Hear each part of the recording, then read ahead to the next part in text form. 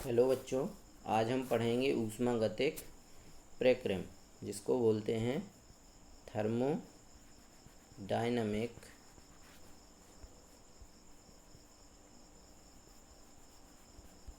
Process. Thermodynamic process कितने प्रकार की होती हैं? थर्मोडायनामिक प्रोसेस 4 प्रकार की होती हैं। नंबर 1 समतापी प्रक्रम, इसको बोलते हैं आइसोथर्मल प्रोसेस। नंबर 2 रुद्धोष्म प्रक्रम, इसको बोलते हैं आडियाबैटिक प्रोसेस। नंबर 3 समदाबी प्रक्रम, इसको बोलते हैं आइसोबैरिक प्रोसेस। नंबर 4 समआयनिक प्रक्रम, इसको बोलते हैं आइसोकोरिक प्रोसेस। 4 प्रकार की होती हैं। तो अब बात आती है ऊष्मागतिक प्रक्रम होते क्या हैं। तो किसी निकाय में दाब P, आयतन V और परम ताप T में से किन्हीं भी दो चरों को बदलकर निकाय को एक अवस्था से दूसरी अवस्था में ले जाने की प्रक्रिया को ऊष्मागतिक प्रक्रम कहते हैं। जैसे माना जाए पानी को वाष्प में बदलना है, इसके लिए दो चरों को स्थिर रखेंगे, दो चरों को बदल दिया जाएगा और किसी भी एक चर को स्थिर रखकर इसमें परिवर्तन किया जाएगा, जिससे एक अवस्था से दूसरी अवस्था में परिवर्तन हो जाएगा। इसी प्रोसेस को ऊष्मागतिक प्रक्रम कहते हैं या थर्मोडायनामिक प्रोसेस कहते हैं। अब हम बात करते हैं आइसोथर्मल प्रोसेस की। आइसोथर्मल प्रोसेस क्या होती है? जब किसी निकाय में इस प्रकार भौतिक परिवर्तन किया जाता है कि पूरी प्रक्रिया में निकाय का ताप स्थिर रहे। स्थिर रहे कहने का तात्पर्य है कि उसको नियत रख दिया जाए, फिक्स कर दिया जाए ताप को, तब इस परिवर्तन को समतापी प्रक्रम कहते हैं। जैसा कि नाम से स्पष्ट है, समतापी, तो ताप को स्थिर रख दिया जाएगा और इसमें परिवर्तन किया जाएगा। किसी भी निकाय का वह भौतिक परिवर्तन जिसमें निकाय का ताप स्थिर रहता है समतापी प्रक्रम कहलाता है। जैसे गलनांक पर बर्फ का पिघलना, क्वथनांक पर द्रव का वाष्प में परिवर्तन होना आदि समतापी प्रक्रम के उदाहरण हैं। समतापी प्रक्रम में किए गए कार्य की गणना करने के लिए माना ऊष्मागति के प्रथम नियम से डेल्टा Q बराबर delta W plus delta U। समतापी प्रक्रम में ताप को स्थिर रखा है तो डेल्टा U बराबर 0 होगा, तो डेल्टा Q बराबर डेल्टा W किया गया कार्य आएगा। अर्थात समतापी प्रक्रम में आदर्श गैस को दी गई ऊष्मा उसके द्वारा किए गए कुल कार्य के बराबर होती है। अब बात करेंगे रुद्धोष्म प्रक्रम की, आडियाबैटिक प्रोसेस। आडियाबैटिक प्रोसेस क्या होती है? यदि किसी निकाय को इस प्रकार भौतिक परिवर्तन किया जाए कि निकाय से ऊष्मा ना तो बाहर जा सके और ना ही बाहर से ऊष्मा निकाय में प्रवेश कर सके, तब इस प्रकार के परिवर्तन को रुद्धोष्म प्रक्रम कहते हैं। कहने का आशय यह है कि इस प्रकार से परिवर्तन करना है कि दी गई ऊष्मा ना तो बाहर आ सके, ना ही बाहर की ऊष्मा अंदर जा सके। इस प्रकार की प्रोसेस को आडियाबैटिक प्रोसेस कहते हैं। इसके लिए किए गए कार्य की गणना करने के लिए ऊष्मागतिकी के प्रथम नियम से हम जानते हैं डेल्टा Q बराबर delta W plus delta U। तो डेल्टा Q बराबर 0 होगा क्योंकि ऊष्मा ना तो बाहर जा सकती है, ना ही बाहर की ऊष्मा अंदर आ सकती है। तो 0 बराबर delta W plus delta U पक्षांतर करेंगे तो डेल्टा डब्लू बराबर minus delta U. Minus delta U इसका तात्पर्य है कि रुद्धोष्म प्रसार में गैस द्वारा किया गया कार्य जिससे उसकी आंतरिक ऊर्जा कम हो जाती है।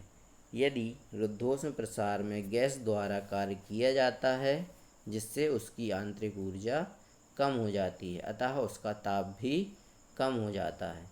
यदि इसके विपरीत गैस पर कार्य किया जाता है, अभी क्या हो रहा था, इसमें गैस द्वारा कार्य किया जा रहा था, लेकिन यदि इसके विपरीत गैस पर कार्य किया जाता है तो उसकी आंतरिक ऊर्जा में वृद्धि हो जाती है, अतः उसका ताप भी बढ़ जाता है। अब बात करेंगे समदाबी प्रक्रम की, आइसोबैरिक प्रोसेस। आइसोबैरिक प्रोसेस क्या होती है? जैसे कि नाम से पता चल रहा है, समदाबी। जब किसी निकाय में इस प्रकार भौतिक परिवर्तन किया जाता है कि उसका दाब नियत रहे, तब इस प्रक्रम को समदाबी प्रक्रम कहते हैं। इसके बाद बात करते हैं नंबर 4 की, समआयनिक प्रक्रम, आइसोकोरिक प्रोसेस। जैसा कि यहाँ भी नाम से स्पष्ट है, समआयनिक। जब किसी निकाय में इस प्रकार भौतिक परिवर्तन किया जाता है कि उसका आयतन नियत रहे, तब इस प्रक्रम को समआयनिक प्रक्रम कहते हैं। समआयनिक प्रक्रम में किए गए कार्य की गणना करने के लिए हम जानते हैं ऊष्मागतिकी के प्रथम नियम से डेल्टा क्यू बराबर delta W plus delta U. अब डेल्टा डब्लू बराबर पी डेल्टा वी होता है, ये मैंने बता दिया है। डब्लू बराबर पी डेल्टा वी कैसे आता है? तो जब आयतन को नियत रखेंगे तो वी का मान 0 होगा, तो डेल्टा डब्लू का मान भी 0 होगा। अब डेल्टा डब्लू का मान 0 रखने पर डेल्टा क्यू बराबर 0 प्लस डेल्टा यू, तो डेल्टा क्यू बराबर डेल्टा यू। इस प्रकार ऐसे प्रक्रम में निकाय को दी गई समस्त ऊष्मा निकाय की आंतरिक ऊर्जा में वृद्धि करने में व्यय हो जाती है। जितनी ऊष्मा दी जाएगी, डेल्टा क्यू ऊष्मा दी जाती है, जिससे उसकी आंतरिक ऊर्जा में वृद्धि होती है। गैसों में होने वाले विस्फोट इसी श्रेणी में आते हैं। इसके बाद एक चीज़ और, अवस्था समीकरण, इक्वेशन ऑफ स्टेट क्या होती है? आदर्श गैस के लिए इक्वेशन ऑफ स्टेट क्या होगी? Equation of state,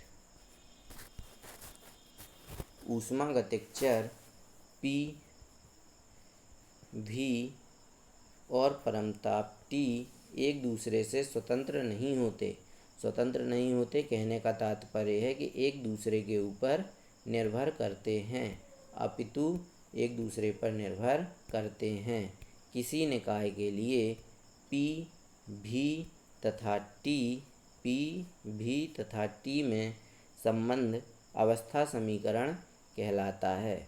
Adarsh gas के लिए हम जानते हैं PV बराबर nRT, जहाँ n मोलों की संख्या है, तो इसी को बोलेंगे अवस्था समीकरण आदर्श गैस के लिए। और इसके बाद आप लोगों के लिए होमवर्क है, समतापी प्रक्रम, रुद्धोष्म प्रक्रम, समदाबी प्रक्रम और समआयनिक प्रक्रम में अंतर लिखना। इन चारों में अंतर आपको लिखना है। बाकी सारी चीज़ें क्लियर हो गई हैं। जैसे कि समतापी प्रक्रम, जैसा नाम से स्पष्ट है, ताप, तो ताप को स्थिर रखेंगे और जो अवस्था में परिवर्तन होगा तो वो समतापी प्रक्रम कहलाएगा। रुद्धोष्म प्रक्रम, ऊष्मा को ना ही बाहर जाएगी और ना ही ऊष्मा बाहर से अंदर आएगी, इस प्रकार के परिवर्तन को बोलेंगे एडियाबैटिक प्रोसेस। समदाबी प्रक्रम, दाब नियत रहेगा और अवस्था में जो भी परिवर्तन होगा उसको समदाबी परिवर्तन बोलेंगे। और समआयनिक परिवर्तन आयतन स्थिर रहेगा, और जो भी परिवर्तन होगा उसे समआयनिक परिवर्तन कहेंगे। और इक्वेशन ऑफ स्टेट PV बराबर nRT। होमवर्क ध्यान रखना, इन चारों में अंतर स्पष्ट करना है। और वीडियो अच्छा लगे तो लाइक करें और वीडियो को ज़्यादा से ज़्यादा शेयर करें और चैनल को सब्सक्राइब करें। और नोट्स लिखने के लिए आपके लिए ये नोट्स हैं।